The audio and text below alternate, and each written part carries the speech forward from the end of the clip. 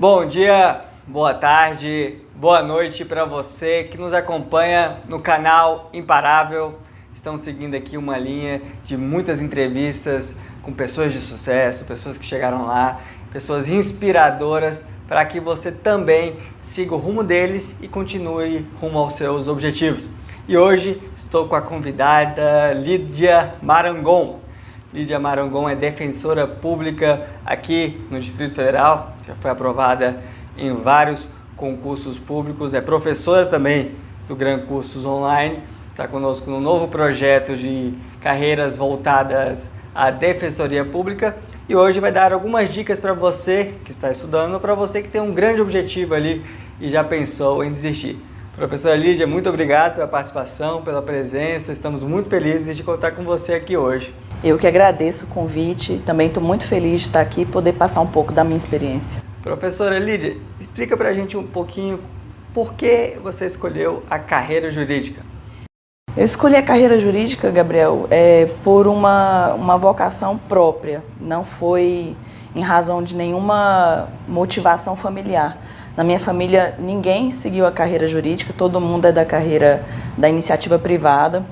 Então, eu, quando estava no segundo grau, pensei, o que eu vou fazer, né? Qual carreira que eu vou seguir? E sempre me vinha essa ideia genuína, assim, partindo de mim mesma, a carreira jurídica. Eu vou fazer o curso de Direito, não tive influência de ninguém. Então, fiz vestibular na época e passei para Direito e me realizei. Falei, é essa mesmo, não tive dúvida. Comecei a fazer o curso assim que acabei o segundo grau e não tive dúvida de seguir. Então, a carreira jurídica veio dessa iniciativa própria de segui-la. E a defensoria pública já foi algo que você imaginou na faculdade ou veio depois do mundo dos concursos? Por que você traçou esse rumo especificamente? Quando eu comecei a fazer o curso de Direito, no terceiro semestre mais ou menos, eu tive uma iniciativa de ir até a defensoria pública para fazer uma inscrição como estagiária. Eu queria, de alguma maneira, aplicar aquilo que eu vinha aprendendo na faculdade lá na defensoria pública. E aconteceu uma coisa muito engraçada, que foi, eu fiz o meu cadastro, no dia seguinte me ligaram de lá falando assim, olha, você não vai poder ser estagiário da defensoria, porque você só está no terceiro semestre, o nosso defensor público geral estabeleceu que só pessoas a partir do sexto semestre é que podem ser estagiários, e seu cadastro está negado. E eu não me conformei com aquilo, eu falei, não é possível, eu preciso fazer estágio em algum local, eu não quero terminar minha faculdade de maneira crua. Então, o que eu fiz? No dia seguinte, quando essa moça me ligou, eu fui pessoalmente à defensoria e falei que queria falar com esse defensor público geral. Achei, assim, nem sabia se ele ia me receber, mas fiquei lá plantada. Falei, olha, eu quero falar com esse defensor. Aí a moça me apresentou para ele, eu sentei, ele falou, o que você gostaria? Eu falei, não, é porque ontem fiz meu cadastro, me ligaram da defensoria falando que eu não podia ser estagiário porque eu estou no terceiro semestre, então eu vim aqui explicar que eu quero realmente fazer parte da defensoria. E ele falou assim, não, mas você não tem conhecimento, você não tem conteúdo ainda suficiente para atender público, para fazer petição, para fazer audiência. Como é que você vai fazer? Você está no terceiro semestre. Eu falei, eu me viro. Se você me der essa oportunidade, eu vou ficar aqui na defensoria como estagiária. E na época era tudo voluntário, a gente não recebia nada por isso. Hoje em dia os estagiários recebem bolsa de estágio, né? Na época não tinha isso. Ele falou assim, olha, eu vou te cadastrar, mas eu vou cobrar você. Você está na minha lista. Eu já entrei com uma cobrança maior do que os demais. Com uma cobrança, porque realmente... Mas saí de lá muito feliz no dia, me recordo, acho que eu tenho até hoje essa carteirinha que eu levei minha foto 3x4 e eles me entregaram lá, então eu saí super feliz. Então eu fiquei a faculdade inteira na defensoria. Toda terça e quinta era o dia que eu estava lá à disposição dos defensores para poder atender o público, fazer as petições. E vislumbrando que um dia talvez eu poderia ocupar aquele cargo. Mas na época, na minha cabeça, como eu ainda era terceiro, quarto semestre, eu achava algo inalcançável. Para mim era assim, uma coisa impossível, era só para pessoas assim, extremamente gabaritadas. Era um sonho muito distante. Distante demais, na minha cabeça era bem distante. Então eu me formei e continuei com aquela vontade. Fiz a OAB assim que terminei a faculdade e fui advogar na iniciativa privada, com 2 pessoas que eu conhecia da época da defensoria. Só que por uma incompatibilidade de perfis, a gente não deu certo. E eu fui trabalhar num escritório grande aqui de Brasília como advogada contratada, mas sempre pensando assim em seguir a carreira da defensoria. Mas como era algo muito distante, como eu falei, eu pensei assim, eu vou começar por concursos mais que na minha cabeça eram mais fáceis, para ir fazendo uma escada até chegar onde eu quero. Você e foi assim. conciliava o estudo para esses concursos com a atividade de advocacia. Isso. De no mínimo 8 horas por dia, imagina. Exatamente. Eu trabalhava no escritório 8 horas por dia, naquele pique pesado de fazer petição, processo, atender os clientes. Aí estudava na hora do almoço. E um certo dia lá, eu até conversei com umas colegas, né, que hoje são grandes amigas, e falei, vamos estudar, porque a gente não pode passar a vida da gente inteira trabalhando nesse ritmo sem algo que seja nosso, para chamar de nosso. Vamos estudar? Aí eu falei com elas, algumas aceitaram, outras optaram por continuar na carreira privada mesmo, e eu me matriculei num curso à noite, então eu estudava durante o almoço e fazia o cursinho à noite. E comecei nesse ritmo de estudo pesado. Na época, minha mãe até falava assim, nossa, Lídia, você vai virar uma zumbi, porque você chega do curso e ainda estuda até a hora que você consegue. Mas foi assim. Isso foi por quanto tempo? Eu não me lembro exatamente, assim, para passar no primeiro concurso foi em torno de mais ou menos 1 ano, que nesse ritmo pesado e só nesses intervalos. Então, por isso que eu precisava estudar de madrugada, estudava até 2 da manhã, não todos os dias, porque ninguém aguenta. Sim. Mas no tempo que eu tinha livre, me matriculei no GRAN, na época, fiz um curso, eu lembro que eu me matriculei no GRAN Cursos, num curso de final de semana, sábado e domingo, o dia inteiro. Bem simplão, de fim de semana. Final de semana. Também fiz esse intensivo. E aí eu passei no meu primeiro concurso, que foi para advogada dos Correios. E nessa mesma sequência de estudo, eu fui aprovada para o Tribunal de Justiça aqui do DF e para o Tribunal Regional Federal da Primeira Região. Esses foram os meus primeiros concursos. Mas nisso tudo teve reprovação também, não foi só glória. Eu lembro que na época eu fiz o concurso do TST para nível médio, nessa época todos eram de nível médio. E eu reprovei, era um concurso que foi muito concorrido, com matérias diversas daquela que eu já estava me habituando a estudar, que era direito do trabalho, processo do trabalho. Então nesse eu lembro que eu não passei, mas nesses outros eu cheguei a ter o êxito. E o que você considera que você fez de certo e talvez de errado nesse tempo aí de preparação, de 1 ano até a aprovação? Eu acho que o que eu fiz de certo foi essa força, essa persistência, que no início é muito difícil a gente ter, né? Como eu falei, eu não tinha ninguém para me orientar como estudar. A gente não tinha o que tem, por exemplo, hoje aqui no GRAN, coach, não tinha isso. Então era começar do zero e muitas vezes batendo cabeça mesmo. Você não sabe nem o que vai estudar. Então, talvez eu tenha errado em não ter identificado o meu método. Depois que eu identifiquei o método de estudo que servia para mim, porque eu acho que cada pessoa tem um método diferente, mas eu demorei um pouco para identificar esse método, que eu acho que esse foi o meu erro, mas também depois que eu identifiquei, aí eu consegui achar o meu caminho. Então, para as pessoas que estão iniciando agora, eu acho que vocês têm que se conhecer. Eu consigo estudar de madrugada? Eu consigo estudar melhor de manhã? Eu consigo estudar melhor de noite? Identificar logo, tentar buscar logo, não ficar batendo tanta cabeça, identificar o seu caminho e seguir naquele foco ali que você vai alcançar, com certeza. A sua rotina. Exatamente. Procurar se organizar melhor. Mas existe algum método que você entende, ao menos que vale para todo mundo, seja estudar por ciclos, estudar várias disciplinas em um dia? Alguma dica nesse sentido que você possa dar com base na sua experiência? Olha, eu percebo que eu comecei a obter maior êxito quando eu me dediquei muito aos exercícios. Porque nessa caminhada inicial, a gente começa estudando muita doutrina, matérias que a gente nunca teve contato. E é bom para você formar uma base. Mas para você adquirir o conhecimento das bancas, como é que eu faço para passar num concurso do CESP? Como eu faço para passar num concurso que agora é Sebrasp, né? Como eu faço para passar na FCC? É só fazendo exercício. Você tem que fazer muito exercício. Porque vai chegar uma hora que a banca não tem tanta criatividade para te pegar mais. E é nessa hora que você começa a ver seu nome no Diário Oficial. É nessa hora, é quando você passa um pouco da doutrina e começa a buscar as pegadinhas da banca e você fica craque nelas. E aí é só sucesso. Metralhar questões. Metralhar questões. Esse foi meu método. Para esses concursos de nível médio e de nível superior para analista, foi esse o método que eu utilizei. Aí você foi aprovado, depois houve outras aprovações. Acredito que por MPU. Isso.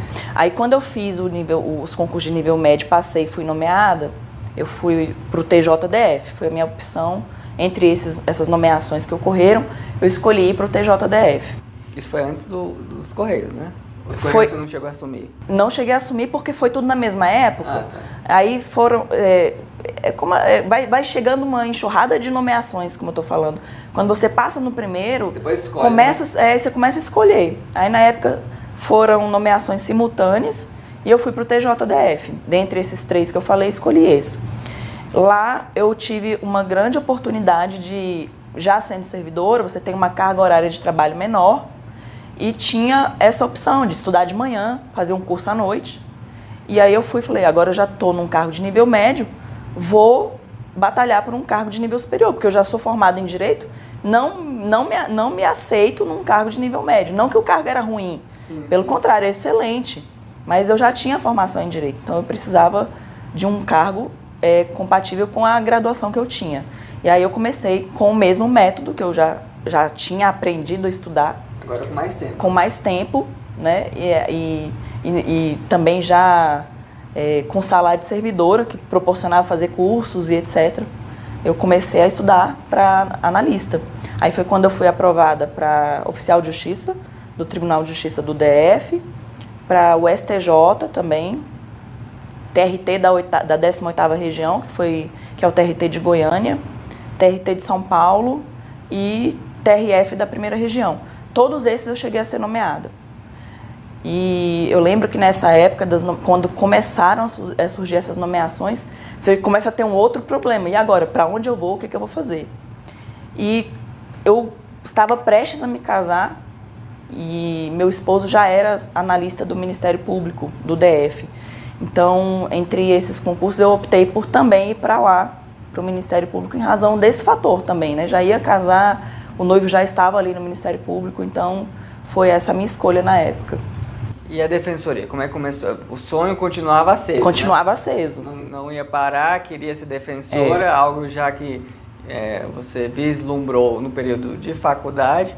E em 2014 saiu o edital, não foi isso? Em 2013 saiu o edital da defensoria. E a carreira como defensora pública? Você está satisfeita, realizada? Valeu a pena? Com certeza, valeu a pena demais. É uma carreira que, assim, chega a emocionar, sabe? Porque a gente vive num país que as pessoas são, né, grande parte das pessoas são vulneráveis, financeiramente vulneráveis, socialmente vulneráveis. Então, é muito gratificante você chegar para trabalhar, você ser remunerado para isso, para ajudar as pessoas. É muito bom. E a carreira da defensoria, ela tem tido tem tido um upgrade, assim, sabe? Ela tem ganhado força no cenário nacional, justamente porque quem normalmente faz esse concurso são pessoas vocacionadas para isso. Então, são pessoas aguerridas, que vão atrás, que buscam realmente solucionar problemas de pessoas. Por exemplo, várias vezes na defensoria eu já me deparei com situações de, por exemplo, pessoas que não tinham condições de enterrar o pai ou a mãe, sabe? Precisavam de uma liminar urgente ali para liberar o corpo de um hospital. Então, que não tinham condições de contratar um advogado particular para fazer esse pedido. Então, mães que chegam lá, olha, meu filho está preso, eu preciso, mas foi injustamente, eu preciso de um defensor. E o defensor da área criminal, ele tem que ter um posicionamento assim de buscar a justiça mesmo naquele caso, porque a gente tem situações realmente de pessoas que estão ali Claro, tem gente que realmente cometeu o crime e precisa de uma pena, mas uma pena justa, né? Não pode ser uma pena fora dos limites previstos na lei. Então, são casos, assim, a carreira é extremamente gratificante e tem campo para todo lado. As pessoas que são defensoras podem atuar em área de família, área civil, área criminal, área... Tem espaço para todo mundo, né? Às vezes você inicialmente tem receio, eu queria ser defensor, mas eu não gosto da área criminal. Inicialmente você vai ter que passar por uma área criminal ou civil, se você também não gostar, porque você vai ser um defensor público que ainda não tem uma titularização. Mas com o passar do tempo, você vai adquirindo uma antiguidade que te permite escolher o local onde você vai trabalhar. Então, se você gosta muito, por exemplo, de tribunal do júri, você é um fã de tribunal do júri, abriu uma vaga ali de remoção, você se candidata e fica no tribunal do júri até o resto da sua vida, se você quiser. Tem defensores que optam por ficar em defensorias de família e conseguem, é fácil, assim, não é que você vai fazer isso no início, mas você já consegue definir ali para a sua vida o que você quer seguir. Qual foi o caso mais marcante da sua carreira? Que você possa compartilhar, naturalmente. Bem, um caso marcante que eu já, assim, que me leva até a pensar bem é de um rapaz, né, na área criminal, que chegou para mim, ele estava sendo acusado de um estupro, e ele falou assim: doutora, não foi eu não cometi esse estupro, eu acho que estão me confundindo. Eu falei, mas como é que eu vou fazer para provar, né? Eu fiquei pensando, como é que eu vou fazer para provar que esse rapaz não cometeu esse estupro? E eu lembro que no processo tinha lá uns documentos da delegacia falando que a vítima havia reconhecido essa pessoa como sendo o estuprador, e tinha também um documento falando, olha, ele se recusou a fazer o exame de DNA. Então, foi uma coisa assim que me marcou. Eu fui conversar com ele e falei assim, olha, por que você se recusou a fazer esse exame de DNA? Se você não foi a pessoa que praticou o estupro, você não deveria ter se recusado, né, para comprovar a sua inocência. E ele falou assim, não, ninguém me pediu para fazer esse exame de DNA. Eu não fui, né, não me ofereceram essa oportunidade em delegacia. Eu falei, você quer fazer agora? Você quer se candidatar, né, entre aspas, a fazer esse exame? Porque foi colhido material genético na vítima, então, se você fizer e confrontar, é uma chance de você comprovar a sua inocência. Ele falou, quero sim. Eu lembro que nesse dia até o juiz ficou assim, nossa, ele vai querer fazer? Eu falei, vai, porque não ofereceram essa chance a ele. E aí ele fez e realmente o exame saiu como negativo. Então, se fosse pelo lado do que tinha no processo, ele teria sido condenado. Mas com o exame ele conseguiu comprovar a inocência dele. E, às vezes uma falta de orientação adequada estraga a vida de uma pessoa. Exatamente, porque se não tivesse essa opção, se não tivesse um defensor público ali que o orientasse, com certeza ele seria condenado e ia ficar 13, 14, 15 anos preso. Né? Então, eu lembro que a mãe dele até falou, nossa, eu estou muito grata, foi lá, chorou, aí leva o pouco que tem, assim, às vezes faz uma torta, né, de frango, leva lá, olha, é o que eu tenho para agradecer. Você fala, não precisa, é meu trabalho, mas as pessoas reconhecem o nosso trabalho como defensores. Então é muito importante, assim, uma carreira brilhante. Quem tiver na dúvida de participar aí dos certames porque vai ter uma leva grande de concurso da defensoria, não tenham dúvidas, vocês vão ser muito satisfeitos. Queria que você deixasse aqui para o nosso ouvinte, a pessoa que está nos assistindo agora, uma palavra de incentivo. Nós temos aqui um mote de ser imparável. Imparável no sentido de continuar, de persistir, de não desistir, de se cair e levantar. E você, desde cedo, sempre trabalhando, conciliando os estudos com a preparação, conciliando o trabalho com a preparação, progredindo na carreira, não se acomodando. Você tem ali um caso de sucesso para quem nos acompanha. E queria pedir a você que deixasse uma mensagem para os nossos imparáveis aqui que porventura estão pensando em desistir, pensando ali em continuar no rumo que já estão ali, na carreira, no emprego, ou não tirando aquele projeto do papel, enfim. Bem, realmente a pessoa ela tem que sair da zona de conforto dela. Então eu indico o seguinte, quando eu tinha 16 anos de idade, mais ou menos, meus pais se separaram.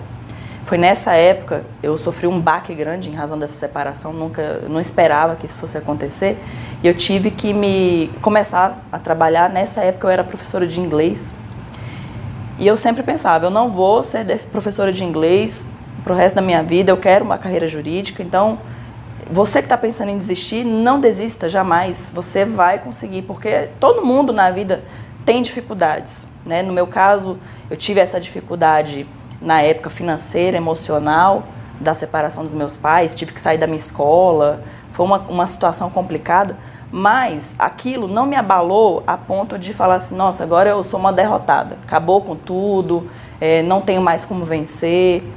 Pelo contrário, eu acho que todas as dificuldades que as pessoas têm na vida devem ser encaradas pelo lado positivo. Você fala, eu estou sofrendo isso aqui agora, mas alguma coisa tem que ter por trás disso. Eu tenho que ver o que tem de experiência, o que eu posso buscar de prático nessa situação ruim que está acontecendo comigo agora, para poder alavancar. E é isso que faz. Porque, Gabriel, se tudo for muito fácil, as pessoas às vezes não dão valor, né? Então, não utilize o fato de você estar desempregado, ou o fato de você ter um problema emocional no seu casamento. Ah, eu tenho 2 filhos e esposa ou esposo, e isso me toma tempo. Isso toma tempo, mas se você realmente quiser se organizar, você consegue. Não existe fracasso para aquele que não quer fracassar. A pessoa que quer ser vitoriosa, ela consegue. É uma questão de cabeça, de preparar a mente. Isso aí, todo mundo pode. Todo mundo pode, com certeza.